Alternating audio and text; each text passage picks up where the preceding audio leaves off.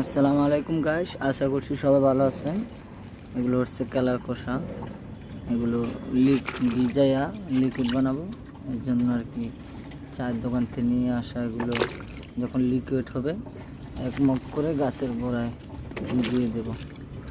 অসংখ্য অসংখ্য কালার কষা আনছি আমি।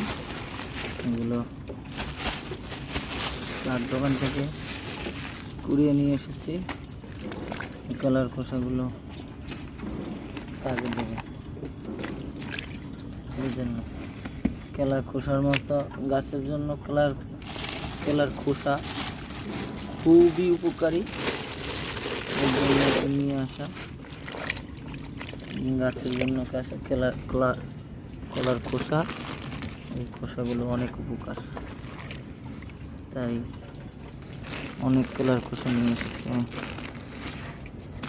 এগুলো এরকম ভিজিয়ে যখন এগুলো পচবে 2 সপ্তাহ পর, তখন এই লিকুইডটা এইভাবে নিয়ে মগে করে নিয়ে পানির সাথে মিক্স করে গাছের গোড়ায় দিলে গাছে ফুল ফল ভালো ধরবে।